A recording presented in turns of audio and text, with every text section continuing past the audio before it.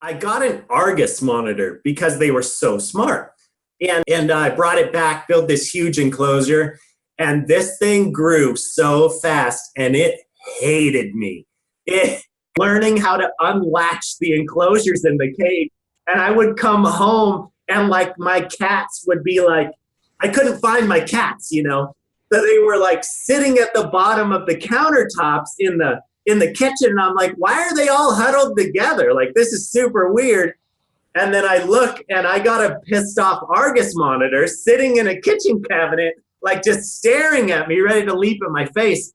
So Cory Aymar is the founder and the owner of Toothless Reptiles. Toothless Reptiles is a monitor breeding operation out of California, but it is so much more than that. Cory has an incredibly interesting mind. You can tell he is the type of individual who just needs to get to the bottom of things. When he has a question that he needs answered, he gets to the bottom of it. And everything he does is very scientifically based and factual, and he records everything he's doing.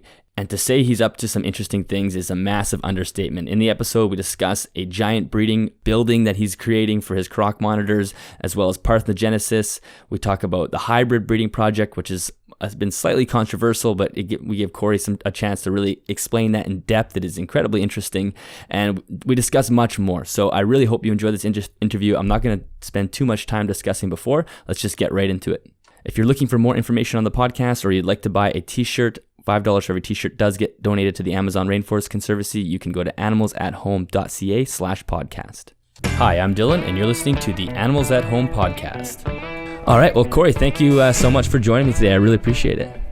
Yeah, I'm excited. This is my first podcast, and anyone who's ever spoken to me on the phone knows that I can go forever talking about animals. Okay, well, that's good. That's what we like. And actually, one of my listeners had reached out to me and asked if I could reach out to you to see if you'd come on the show. And at the time, I wasn't super familiar with you, or I know Instagram is your biggest platform, and I don't spend a ton of time on Instagram.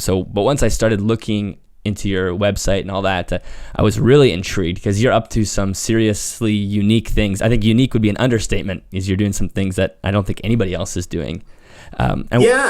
Yeah, you know, we sorry to cut you off. No, go ahead. Okay, yeah, well, we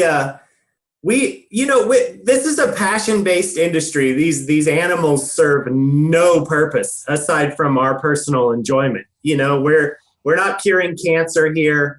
I literally just have lizards that are breeding in cages in my garage. Like that is literally it. So without all the dramatic woo that surrounds like all these breeders and their special techniques, we just wanted to have fun. And luckily I have some really good friends in the industry, Moses, Vincent, Nick Crawford.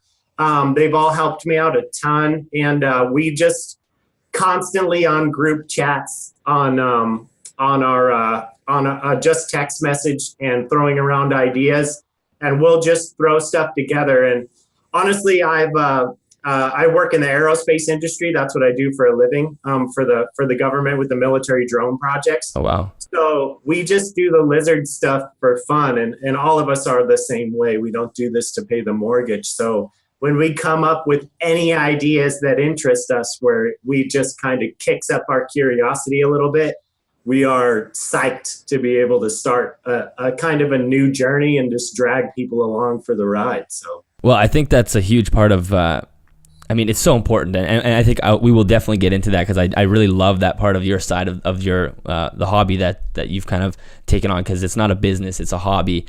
So how did you get to this point? Because obviously you don't start with a monitor breeding operation. You got into the hobby at some time years ago, I'm sure. Yeah. So I've always been in an animal involved family. Like I grew up, my brother and I, as well as my mom, were in Project Wildlife. We did possum rescue for Project Wildlife. So we would rescue possums.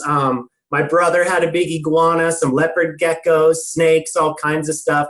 My brother Brandon, that is, and he actually still works with a lot of his own personal projects as well. So, and my parents, I grew up with a potbelly pig, so I had one of those. I had one at my house as well. We just had to have her put down a few months back, but her name was Notorious Pig. She was the best potbelly pig. So I've always been involved with animals my whole life, kind of like the same story you have, to be honest. I listened to your podcast that was called like Who Am I, or something like that. And it was really good. And so I started just as soon as I was on my own and I had my own space. I had a studio apartment. I had ferrets. I've always, anything that was high energy or could keep me interested, I've always been super hyper, super active. So I need side projects. I have to have them. Oh, otherwise, I totally know what you mean. Yeah, otherwise I go off on a tangent and it's no good for anybody. Yeah, it's like you have that creative energy and you want to put it into something, and I know exactly what you mean. And when you have a passion for animals, as soon as you get your own place, it just fills up with animals. Oh yeah. They're like, oh, I don't need roommates. Like I'll spend the extra money because I need that room for the tegus. Yeah. Or, like I need that room because I want to build a 900-foot enclosure for my croc monitor, whatever it is. It's completely unrealistic and irresponsible, but the animals are always well taken care of. Exactly. Yeah. So, and then what got you into monitors? Obviously at some point you something drew you to the monitors. Yeah. So when I purchased my first house when I was 23, I got an Argus monitor because they were so smart.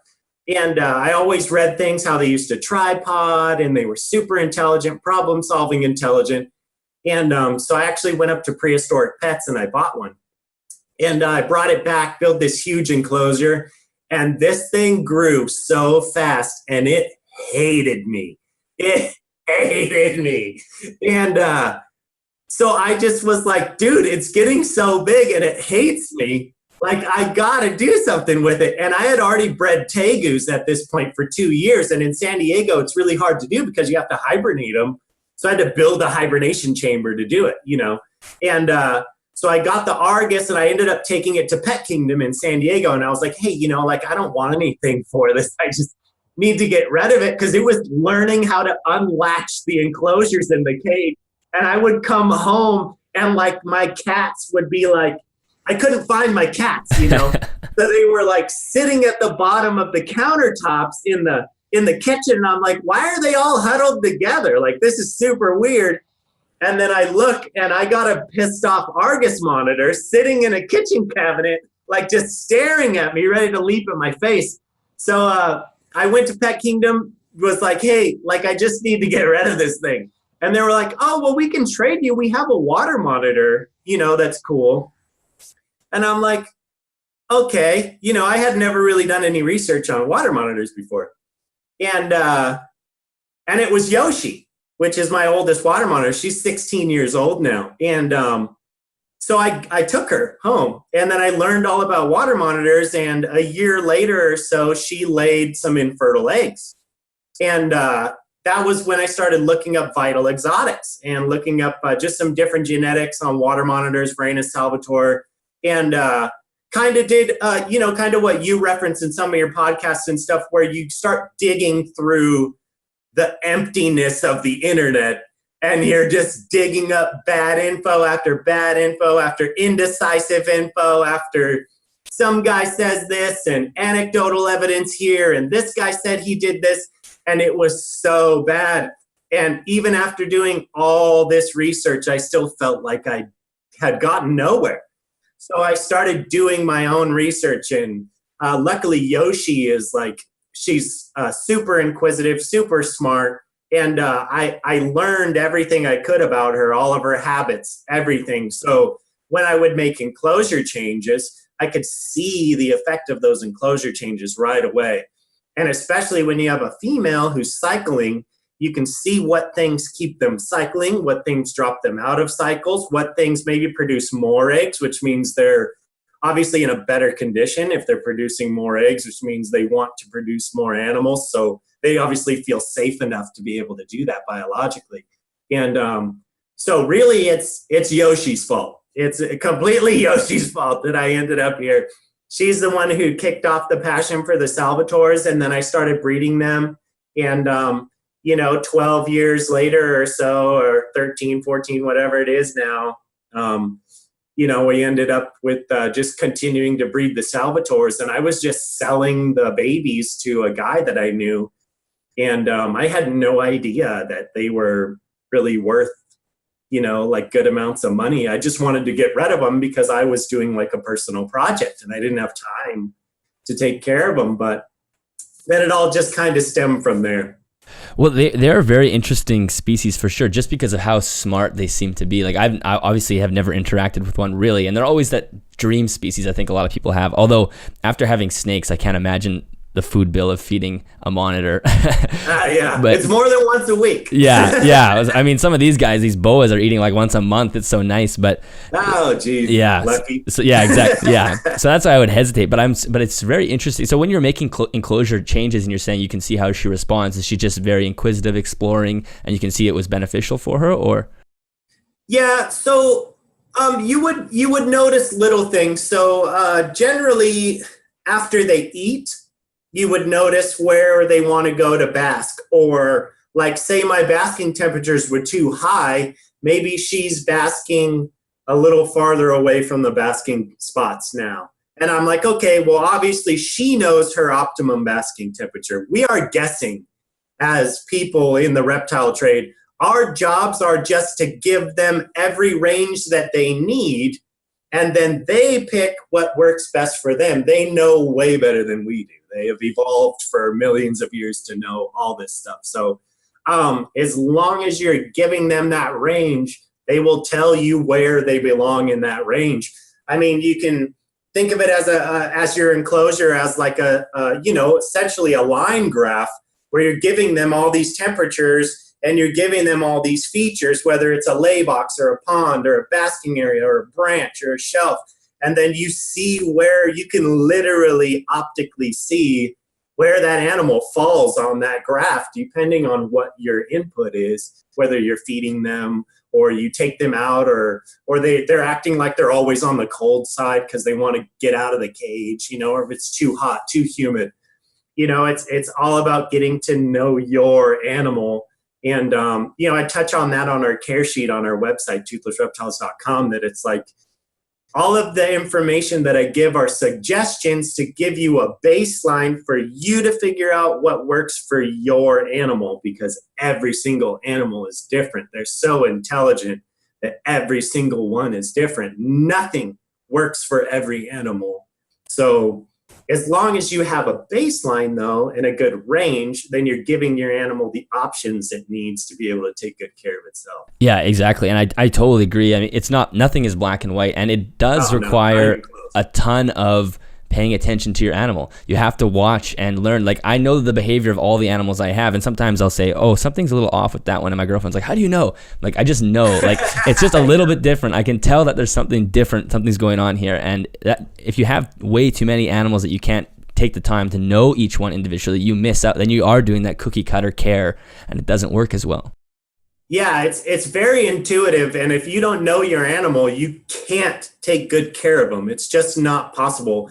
I mean, you can keep an animal alive, but you are not keeping them well. It's like, I do a ton of engine building. I'm super mechanical. I do this stuff all the time. I have a lot of hobbies I do. I race. We do class 1 score, off-road, all that good stuff. And people are like, oh, well, my car runs good. And I'm like, no, it's just running.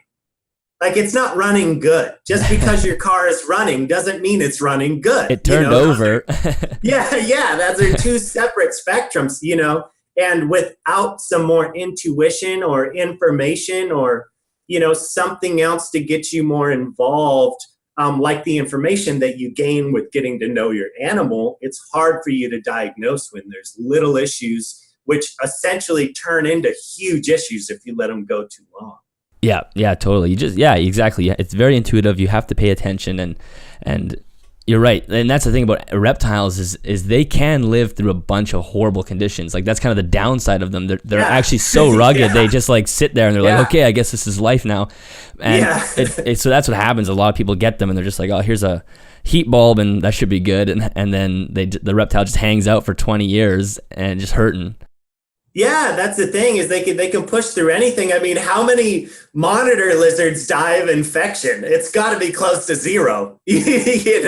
Like, you don't see Komodo dragons getting bit and dying of staph, Yeah. or something, or crocodiles, they get limbs torn off and they're in dirty water all day. They still don't get infections. It's like that dragon thing they're doing now with the Komodos, where they're trying to synthesize some antibiotics from the Komodo's blood, actually, because they kill everything. Really? Yeah.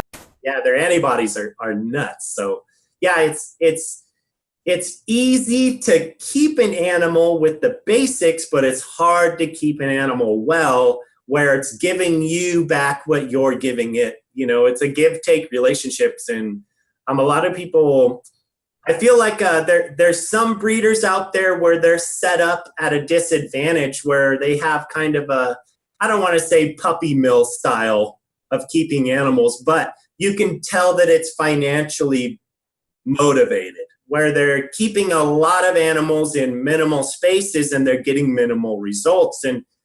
But it comes back to the same thing we're talking about, where it's not possible for you to get to know that many animals. And if you can't do that, then you can't keep the animals well. Yeah, totally. I completely agree.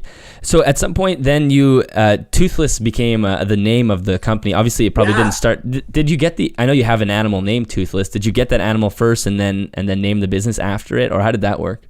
Yeah, you can blame Mike Lorette in Florida for that one. He actually sold me a black dragon that was named Toothless after the Night Fury in How to Train Your Dragon. I have 2 kids, so trust me, I've seen the movie too many times. So he actually named that animal Toothless, so we kept it, and I thought it was a really creative name. And then we actually sold that animal, but I transferred the name to the current Toothless. And so then we named the company after it, just because I thought it'd be kind of neat, and it was kind of catch-22-ish. I still get people asking me, "Oh, do they really not have teeth?" Like, no, go find out. Yeah. Trust me, I get clipped. I've been clipped. Like, I had a 7-foot monitor grab onto my whole wrist. So oh my God. it's all torn underneath, above. And what kind of damage was that? Just like when that happened, like you bleed like crazy, I'm sure. Oh yeah. We had actually just moved into the house we were at before this one. And my main concern was not to go in the house, because we just had new carpet, but it just looked like a scene from Dexter in the garage. There was blood everywhere, and they couldn't even stitch it up. They only put 2 stitches in it because they didn't want it to get infected. But honestly, the most painful part of that process was getting a shot in my butt that was full of antibiotics. Right. Yeah, it wasn't too bad, but it looked really bad. So they are not toothless. No, they are not. And then your social media, has that just grown a lot in the last 1 or 2 years? Obviously, social media wasn't a thing like 5 or 10 years ago, as big as it is now. Did that just explode just recently, last 2 years or so? Yeah, well, we didn't have any social media presence until about 2 years ago. I had always sold everything private sale and did a lot of private projects. And just because I didn't have the time to do anything else with the animals. And what actually ended up happening was I was working on a project with the Lanthanotus borneensis, the earless monitors. And it was a joint project with me and my brother. And we were actually the first ones ever to breed them in captivity in the United States. So my brother told me, "Hey, there's a hashtag Lanthanotus on Instagram." And I'm like, "What's Instagram?" I never go on Instagram. Like, I had a personal Facebook page, but that was about it. And so we put if you scroll down my Instagram page, all of the first photos that we had were all earless monitors, because we were actually trying to see what the interest was in the market for actual public sales of the animals. And nobody was interested in them.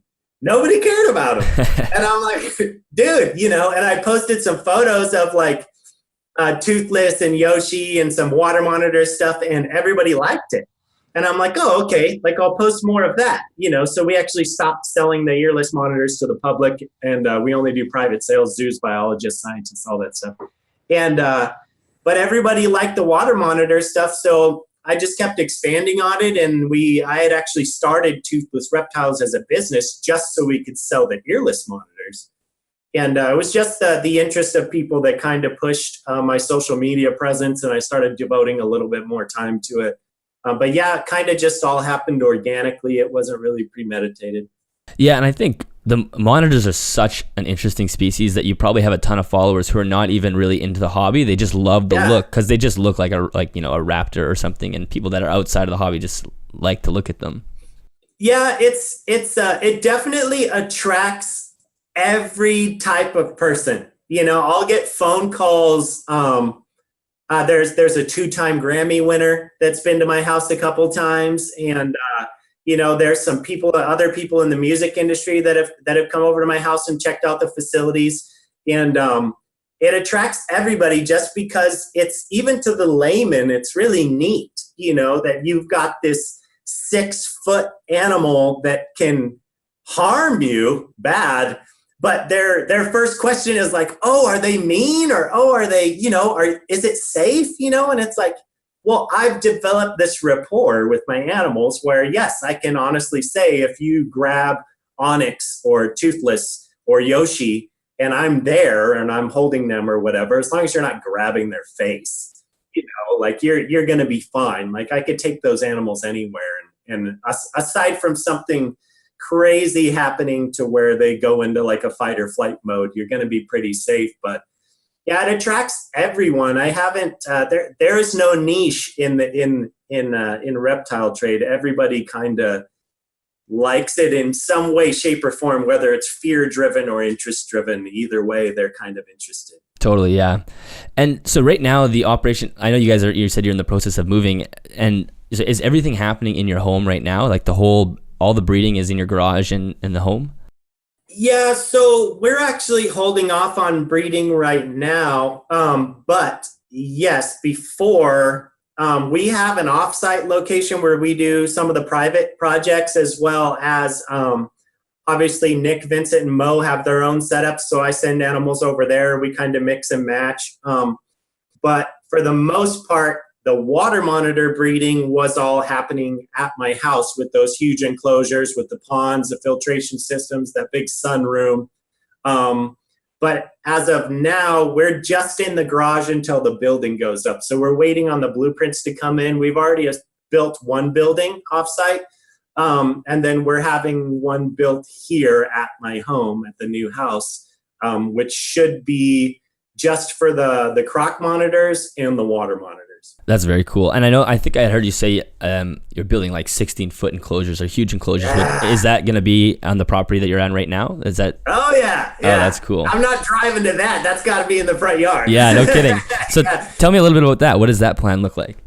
So obviously everybody has seen Jurassic Park, right?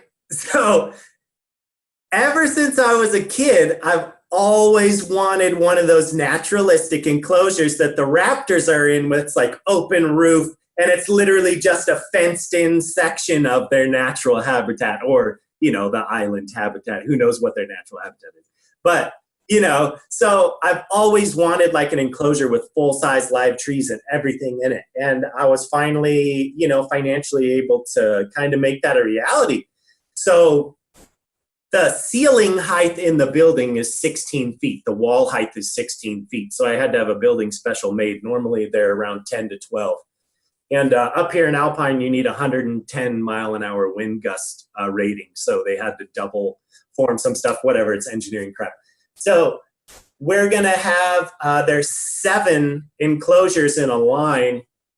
And the layout basically is the 2 end enclosures on one side are going to be for water monitors. So those will have 2 upset ponds or above ground ponds that cascade into each other just as they were in the other house. But then that cascades into a river, and the river runs through all of the croc monitor enclosures down the center. Because I don't know if you know this, but a lot of times croc monitors won't drink out of a large water vessel. They need like rivers, streams, misting systems, stuff like that. They just, I don't know what it is. Like movement? They need movement, or? I don't know if it's necessarily movement, but I think they're used to just drinking out of puddles or maybe leaflets. They're arboreal, so obviously they're drinking from rain and maybe accumulative puddles in tree trunks. I honestly have no idea, but they just flat out won't do it, and a lot of them don't soak either. So we're doing a river that runs through those enclosures, and then there's a huge inset sump big pond at the end enclosure, and that'll be where I keep the big black dragon male that I have for breeding. But we have a bunch of palm trees coming in, some trees that are native to New Guinea as well. And then we actually read a bunch of research that was done by the Madrid Zoo in Spain, and we got their lighting, which is 240 volt, 300 watt UV lighting. So I wired up, I'm all set up to wire up dual phase 240 here for those bulbs. We've already done some tests with them. So the actual bulb should be good for 77 days. And so those will have to get changed out periodically, but there's a lot of stuff that honestly doesn't need to be guesswork when breeding croc monitors that people just flat out aren't privy to because they don't do the research. Right. Yeah, that would be very amazing to put it simply. Yeah, I'm excited. I'm really excited. Yeah. It's going to be a ton of work, but I'm excited. When do you think that will be wrapped up? Is that a goal for this year type thing? Oh yeah, we should be done hopefully around end of March. Oh, okay. And maybe middle of April, somewhere around there. So as soon as we get the plans, we can apply for permits on this property. And then once everything's done with the permitting process, it should take about 30 days to actually erect the building, and then probably another month or so for me to actually build it out. And I guess the weather's fine, so you're good to build whenever you want now. There's no winter really. Yeah, it's not too bad, but I am up in about 2,300 feet of elevation. Oh, okay. So yeah, which is another thing we wanted for the croc monitor project, and so there are some weather issues to deal with, but the actual building is completely insulated, heated, and cooled, so we should be good. That is going to be amazing. I can't wait to see pictures of that. Yeah, and you know what's funny is if they don't produce, it doesn't matter, because this is all for fun. It doesn't matter. We're not tearing that building down if we don't get the money out of it. I'm not doing this to pay the mortgage. This is all completely passion driven. Yeah, you would never go to those lengths to build such a crazy enclosure if it was just for trying to turn a profit. Oh yeah, it would be a horrible business plan. Oh yeah, especially with the croc monitors. I mean, they are proven not to breed in captivity, essentially. Right. So has there been any? Have there been any success trying to breed them in captivity? So there was a couple people that were successful. It was a while back. A lot of them got out of it, and then since then, there's been some kind of outliers, I guess you would call it statistically. Where there's somebody here who just happens to get a clutch of fertiles, or somebody imports an animal and happen to be already gravid. So there's the biggest issue that I see with calling someone successful with breeding anything is whether or not they have visible data or written data of how they got the animals to breed, and then whether somebody can take that data off site and recreate it. So like with the water monitors, I can literally tell somebody exactly the size to make their enclosures, what to put in it, what temperatures to make it, and their animals will cycle. So, and with the water monitors, it's just gotten so easy that it's just, let's do something else, because, there's a lot of people that are jumping on the water monitor train, and there's not a whole lot left to do there. And there's not going to be anybody that just comes out of the woodworks and starts breeding 1 million croc monitors. They haven't done it in 30 years. They're not going to do it now. Yeah.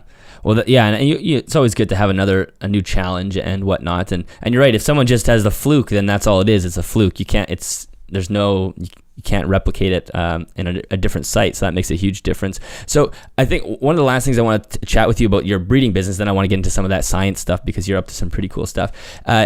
you're ethically, I really love the, according to your website, the way you guys breed, and we've kind of touched on it a little bit, but in your mind, like what do you see as the main difference between a hobbyist breeder and a business operation?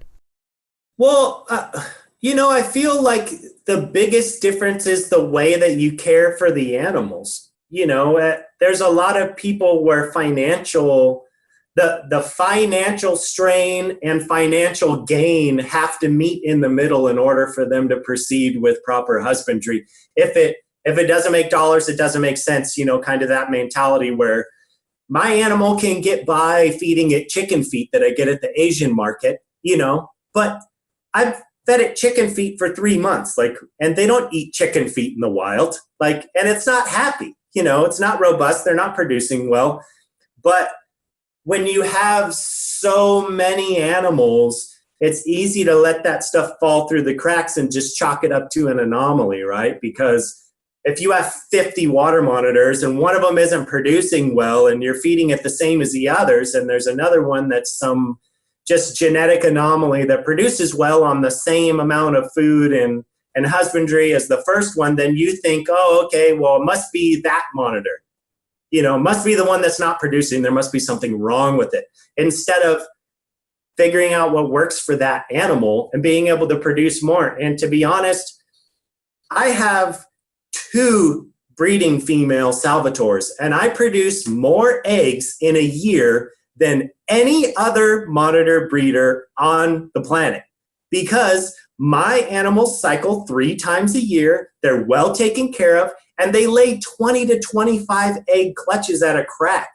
I mean, it was to the point where I literally just got rid of, I sent Toothless to another breeding project up in Ohio, as well as Valerian, because Onyx produces so many black dragon eggs, we just flat out don't need them. I mean, in order to keep the market, it doesn't make sense. And I felt like with that many animals, it wasn't fair to Toothless, because she's so inquisitive and active, she could really use more one-on-one care. And those are the kinds of decisions where you can make for the better of the animal personally that you don't get in a financially driven aspect in monitor breeding. Nobody is going to let their awesome pet monitor go to a separate project where it's going to get more love.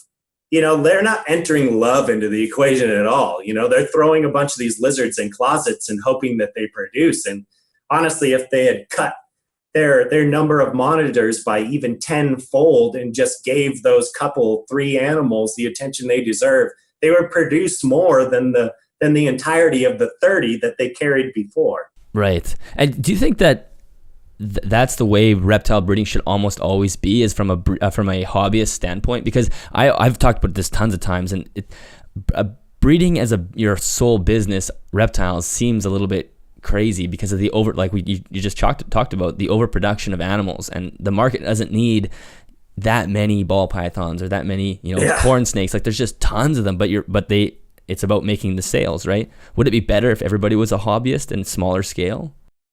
Well, I think, to be honest, I don't blame the breeders for where they've gotten. They all start out like us, where we just like the animal, and they get a bit of success, and then they kind of grow and grow and grow. And then next thing you know, they have bills to pay. They have a lease to pay on a building. They have employees, and they're trying to make it work and not get behind because they have this dream of being able to be financially stable with these animals. And, I don't think they're to blame for that. I think you just kind of end up there because you have all these responsibilities. But on the flip side, some of these people that are, and I don't mean to sound, I guess, rude or blunt, but a lot of them don't have other skills. I could see that a lot of them found a niche and they were good at this and they latched onto it and they just blew it out, and I think ultimately that's really good. I mean, there's a lot of people that are in the industry that, end up with the puppy mill type of mentality, but ultimately without those people, where would we be now? I mean, it is what it is, and I'm not mad at them for doing that stuff. Honestly, the only issue that I have with some of those other breeders who have a ton of animals that are trying to produce a bunch is that they don't update their information. And a lot of them have solidified, I guess, a larger following where people listen to them, but they haven't gone out of their way to take that influence that they have and use it in the right way to where it would be beneficial to everyone. I mean, I look at some of these breeders and I think, what have you done for the reptile trade that hasn't exclusively benefited yourself in the last 20 years? What have you done to help us? Nothing. Yeah. Nothing. Yeah, no, it's those are good points. So it is kind of a catch-22, and you're right. We might need them a little bit, but I would love to see more promotion of operations like yours, where people don't feel like they need to have a giant breeding business to be in the breeding hobby. As long as you have something else to support you, it doesn't have to be everything. Yeah, I just think it would be unfair not to at least see the perspective of the breeder who is trying to make it a business, because ultimately, if they did push the narrative that anybody could do this, they would all be out of business. Right, exactly. So let's get into some of that scientific stuff that you're up to. I know that there's a whole bunch. I'm ready. Yeah. So let's start with the parthenogenesis birth, or is that the first verified parthenogenetic birth that was recorded, or can you talk a little bit about that? Yeah, so it was the first scientifically proven parthenogenic Varanus Salvator. And don't confuse that with saying that it's the first parthenogenic Salvator, because this stuff happens all the time. And but the only issue was that everything was anecdotal before now, and everybody said that there's no DNA testing, and we don't know where to go to get DNA testing done, and it's going to cost an arm and a leg to do it, while they're out there selling T-negative albinos for 20 grand and still charging for shipping. They don't want to put a couple grand into developing some primer sets to actually prove some science out. So, that's kind of where I had come from. It was a little resentment driven a little bit, but eventually we got there and it was positive. But essentially parthenogenesis is just when a female creates a viable embryo without sperm. So it's not necessarily a fertile egg, because fertility, I guess scientifically, is more associated with actual sperm fertilizing an egg, but it's more that it becomes a viable animal. And we just developed, with the help of Therion DNA in New York, I had thrown a good amount of money at it. We developed a good amount of primer sets. A lot of them are actually, they'll work with multiple species. Some of them were developed on a Salvator project in 2011, and I believe it was Japan. And then I think 4 of our primer sets were developed in the Komodo project, when they were originally trying to test out whether sperm retention was real, which I don't know if you know this, but sperm retention is not real. It doesn't exist in monitor lizards. In large varanids, it does not exist. And that's still a narrative that breeders like to push. But it's just every single time that science has tried to prove sperm retention, they have always proved parthenogenesis. And it makes perfect sense, jumping back to Jurassic Park. Even in Jurassic Park, nature will find a way. We thought that was a science fiction idea, where it was crazy to think that an animal could fertilize its own eggs. But then we come to find out, and this is why the theory of sperm retention existed, because that other stuff just kind of seemed science fiction-esque, that a female could make her own offspring without a male. There's no way. It doesn't exist. That's crazy, And so they had come up with the theory of sperm retention, but they've obviously proven that to be false over decades of testing. Right. So when you had this female lay a clutch eggs that you knew to not be fertile because you hadn't paired her, did you just decide to incubate them and see what would happen? Or what made you incubate those eggs? Well, so here's actually what happened with the parthenogenic project, and we kind of just fell into it. I was sold by a reputable breeder on the East Coast, saying no names. I was sold a proven breeding adult male black dragon for a good amount of money. and I got it here. We had paired it up with some females. It was real dominant, kind of looked like it might be breeding, whatever. We were trying it out. And about a year or so later, it laid 16 eggs. So obviously not a dude, right? But we had 2 clutches from or 3 clutches of animals at that point that had been paired up with that female that were incubated. So we had kind of assumed that maybe the fertility rate was really low, but okay, that's fine. Like, we're trying out a new male, it happens, you know. So these animals were already incubating and had been incubating for months at that point. And so we were really confused. Like, this thing's a female, but there's a parthenogenesis is a stress-driven response. So if you have a dominant female in an area and she's dominating the other females, it stresses them to where they'll actually parthenogenesis. So, they'll just produce parthenogenic offspring. Well, so that we kind of just fell into the whole project. But when you have animals that lay eggs, you can tell right away whether they're fertile or viable. In this case, just by the look of them, you know, from snakes, you know, but it's sometimes they come out looking like a bag full of water, and sometimes they come out with some size. So you can feel that they're pressurized, you know. And so we incubated them, and when she started laying eggs, we were like, dude, I'm going to go candle those eggs. Like, I'm pretty sure they're animals in them, you know. So we candled them all, and they had animals in them, and we started asking around about parthenogenesis. We even went on this private forum and asked about it, and people were still talking, like legitimate breeders were talking about sperm retention and how parthenogenesis is crazy, blah, blah, blah. And I'm like, have any of you used Google? Like, ever? Like, all these people chime in to comment, and with this recreational outrage approach to reptile husbandry, just because they know that people will back them up. And it's like, science is truth regardless of your beliefs. You know, it doesn't care what your beliefs are. You don't have to believe in it for it to work. And there was just tons of scientific articles at that point that I think people are just kind of have this weird closed mind about the whole idea. And actually a really famous author of a lot of reptile books, Barnett, I think, and he had chimed in and said, you know, it's better for the breeders to tell you that sperm retention rather than parthenogenesis, because it makes them look like their husbandry is more on point. And like, okay, like, I can understand kind of the stigma behind it and why people would believe that. But I mean, to ignore all the science is just, it's nuts. It's completely irrational, and it does nothing good for the trade at all. Yeah, and parthenogenesis is such an interesting thing. Like, why not? Why don't we think, like, sperm retention is, I mean, obviously it does happen in other reptile species, so I guess, yeah. But so is the viable baby genetically identical to the mother? Or yeah, so it's not a clone.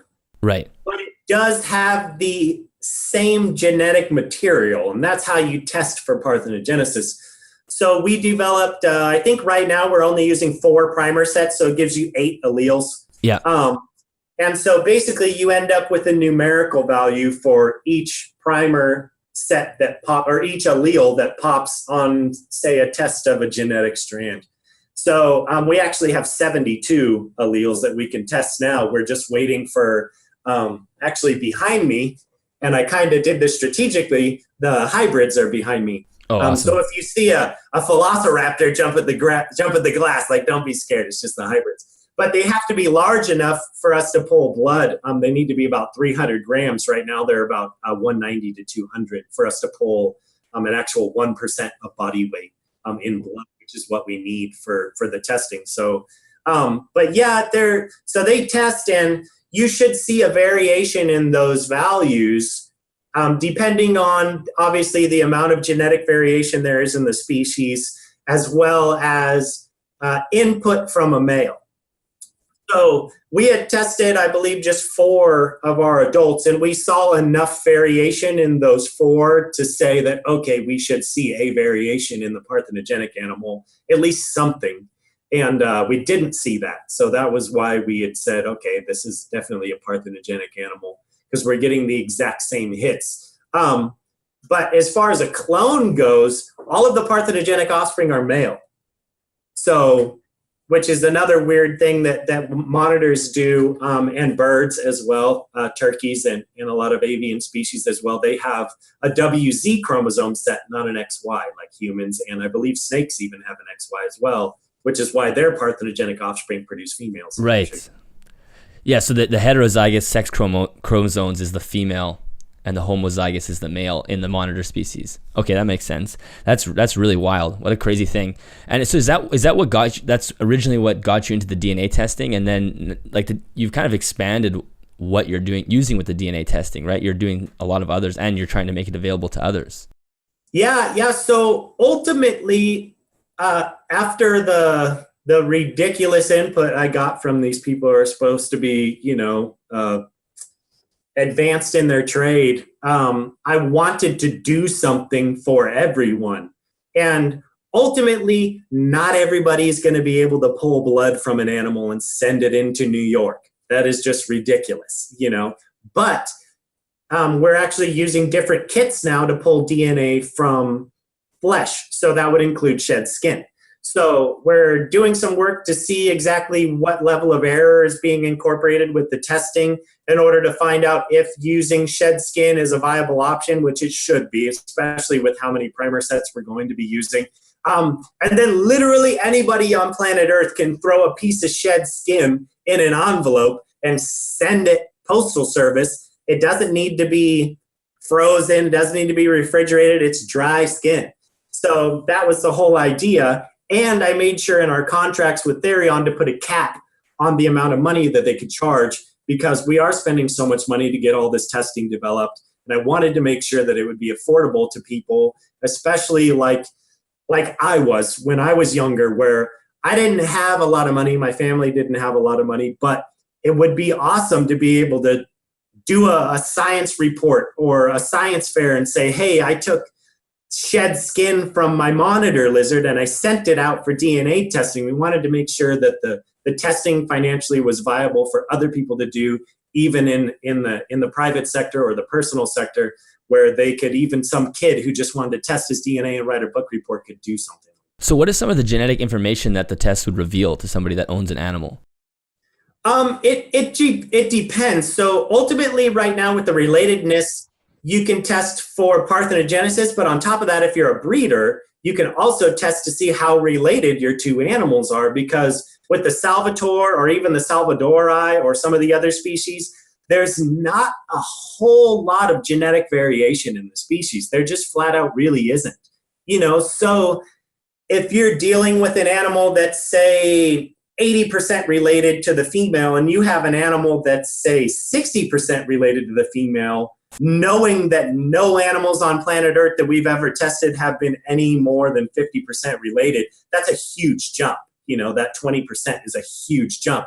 So Therion has done some research with indigo snakes, and they've proven that when you breed two animals that are unrelated as much as possible, you produce more robust and larger animals, which makes perfect sense because Mother Nature, as we know, knows way more about this stuff than we do. And evolutionarily, genetic mutation and genetic variation is the mother of evolution, So if they would put in certain, guidelines for genetic variation in the wild. So you would want two animals that aren't related to breed, and those animals would create larger offspring, which in turn would reintroduce more good genetics back into the pool, and evolution would just stem on after that. So is the genetic variation just fairly tight in the hobby, or in the wild are they genetically very close as well? Yeah, so in the wild as well. So a lot of the animals that we introduce are wild caught as well. So we wanted to do that too, because you'll see once we start kind of putting up the testing of with more of the primer sets, it'll be a lot more, a lot more visually.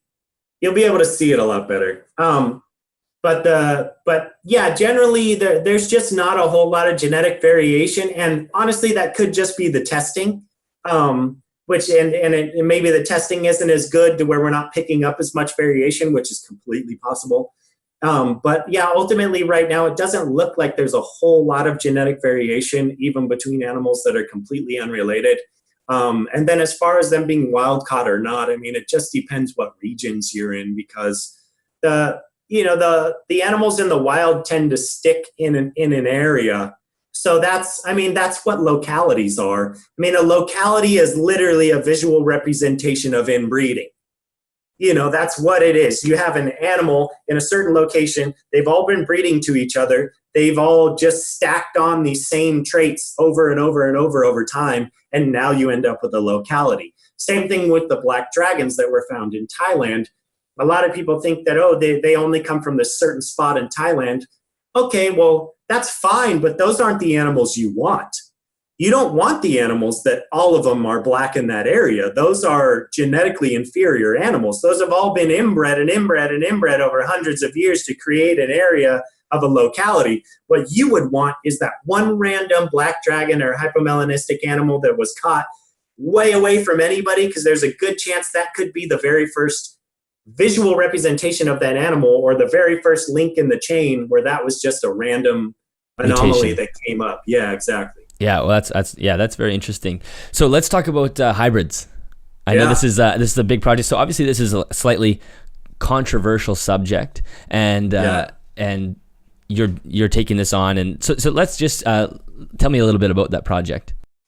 So the hybrid project, it's controversial, but to be honest, the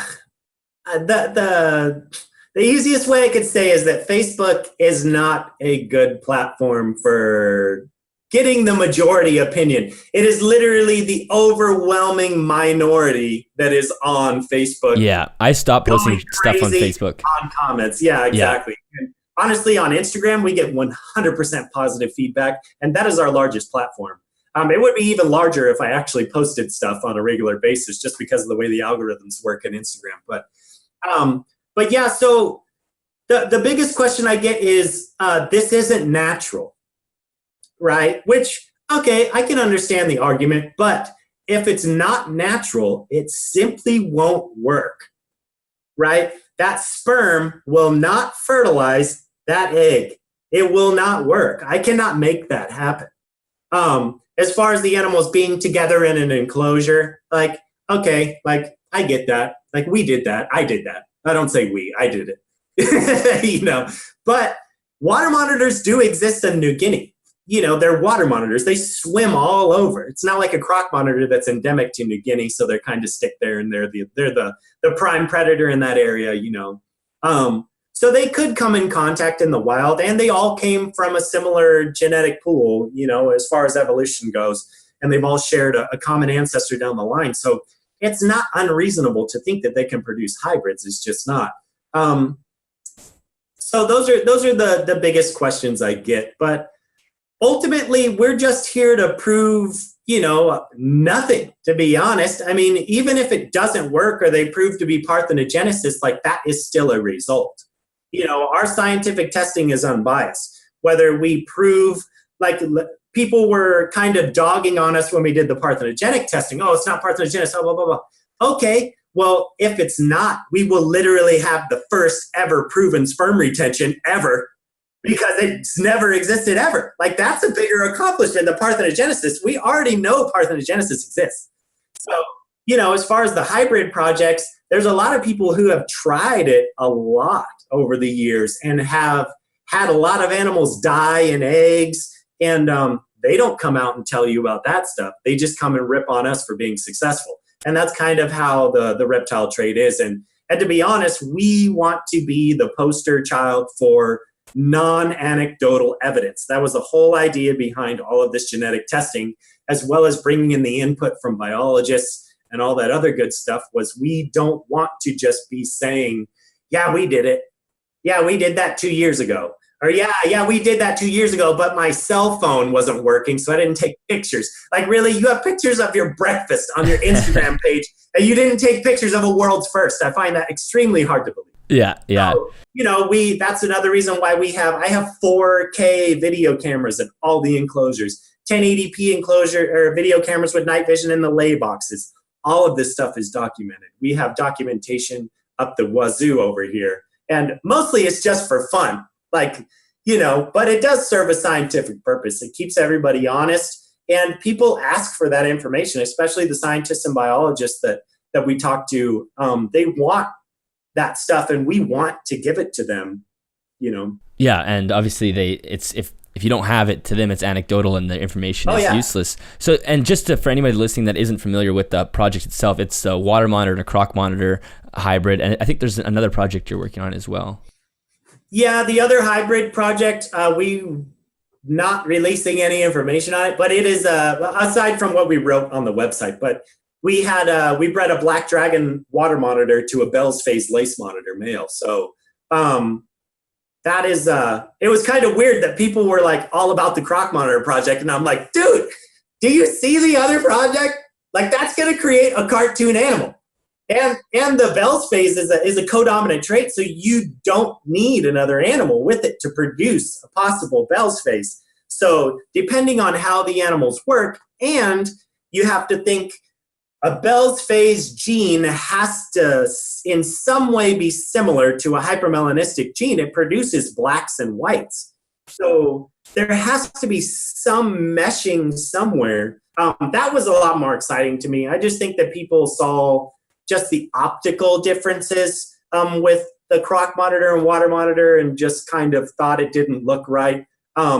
Which is funny, because there's other hybrids in Salvators, like people breed Kamingis to water monitors, and those are considered a separate species.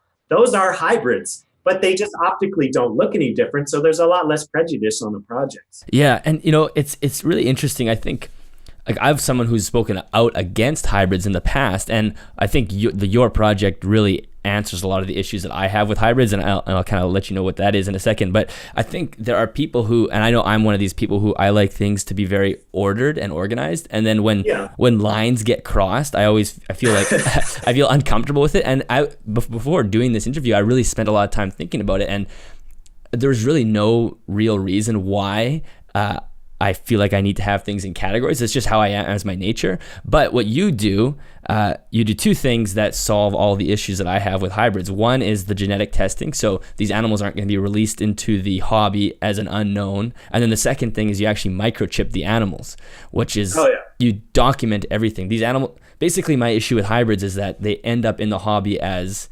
one thing, but they're genetically a bunch of things. And that shouldn't happen with your project. No. And that has never been the idea from the beginning. And even doing this pairing again hasn't been the idea from the beginning. We have no interest in redoing it.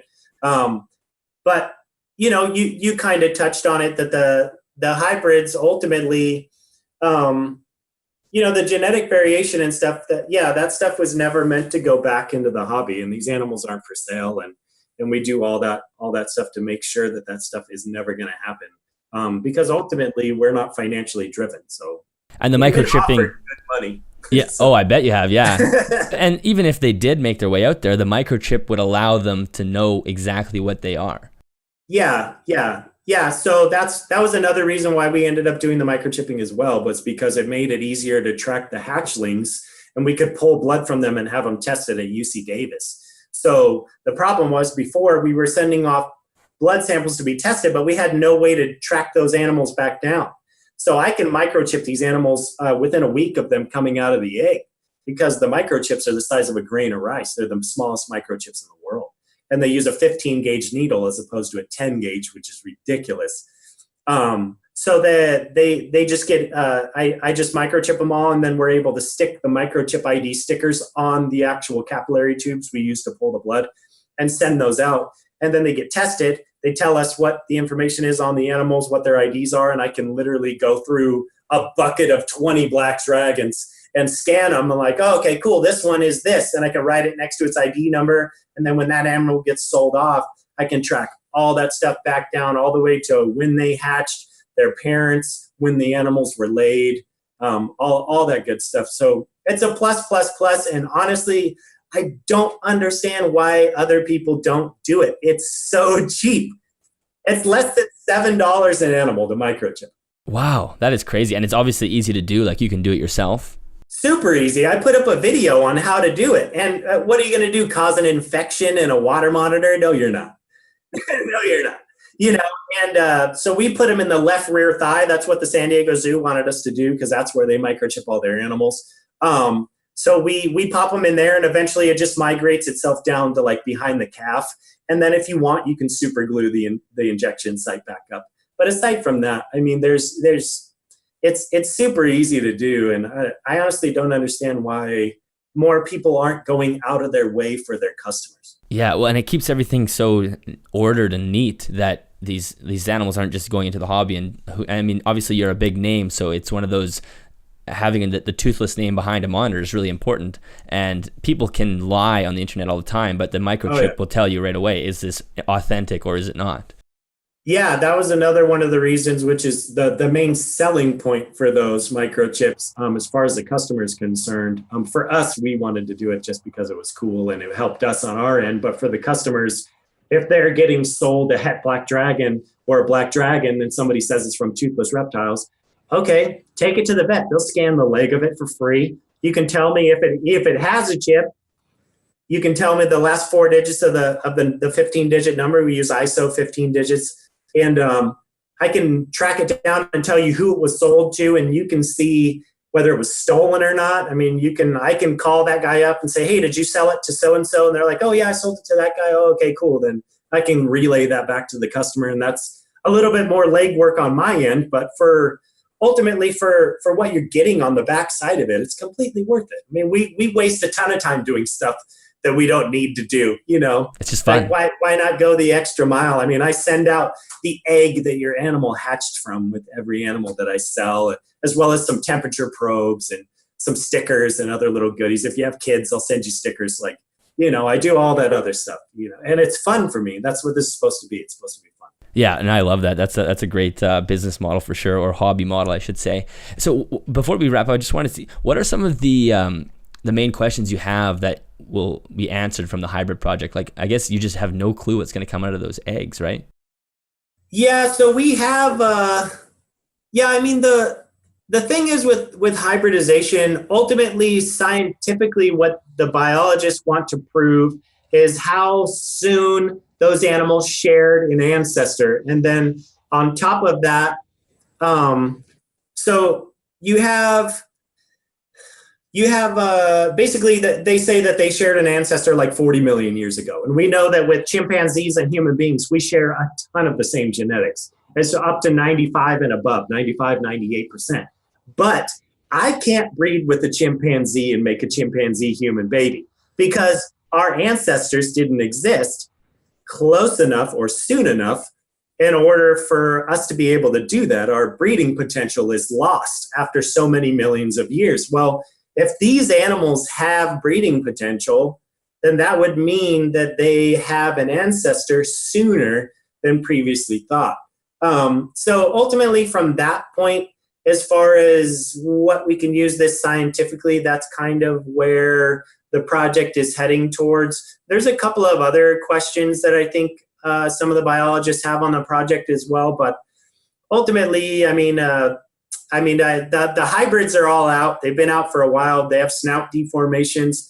Some of the traits, as far as habitual traits, have came over. It's easy to see how much physical traits are carried over just because it's easy optically to see that, But one thing that I'm sure and a lot of monitors people know, especially with water monitors, is why do they love water so much? It's genetically programmed. Why do they have fight or flight? Why do they get out of the eggs? How do they know to hatch? How do they know to hatch? Like all of this stuff is genetically programmed. So when you have a hybridization project or a probable hybridization, we look and see which characteristics and character traits are carried over from the water monitors and the croc monitors. And in this case, we just had these guys in the vets for a checkup last week, actually, with Dr. Jeff Jenkins down here in San Diego. Amazing exotics vet. I've been going there for like 30 years since I was a little tiny baby. So the one of the croc monitor, water monitor hybrids likes to jump everywhere, which isn't usually a typical trait of a water monitor.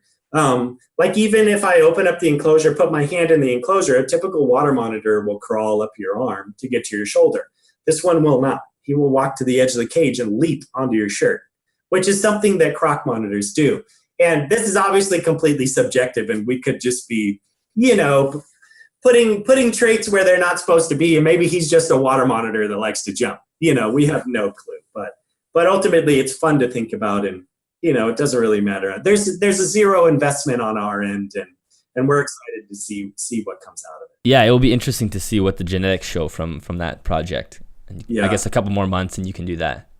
Yeah. As soon as we end up with enough blood, we have multiple DNA samples from Salvadori and multiple DNA samples from water monitors, as well as having a proven parthenogenic animal already from that same female. So we have everything to be able to prove that these animals are either, number one, not parthenogenic, and number two, are the actual offspring of a actual breeding of a croc monitor and a water monitor. I mean, basically what you're looking for is some of those primer sets numerically to line up with, there should be some of those primers that pop numerically on a Salvadori that don't pop at all on any of our Salvator samples. And then hopefully those will pop on our hybrids, but it all depends on kind of how many primer sets you have. So the more primer sets we have, which we've been adding, and it all just costs money. So we're hopefully we have a large enough spectrum to be able to get the data that we need, at least enough to be able to say this deserves more testing. Because if you don't get any light at the end of the tunnel, it is a large financial, I don't want to call it a financial burden, but it does cost money. And with the little bit of interest that we get from people online, and they're all just so damn negative about everything, it's like, this data is literally just for us. Like, nobody cares about it. But we do have a biologist on board who's going to publish the whole paper, hopefully this year, that's going to include the parthenogenic data as well as the hybrid data and kind of overview it, whether it's good or bad, whether they're hybrids or not. And so, because ultimately, if they're not hybrids, like, that's fine. There's a lot of data that we're getting that it's unbiased. It doesn't matter. We're not here to make hybrids. We just made the project. We got some offspring. We have no reason to believe that they're not.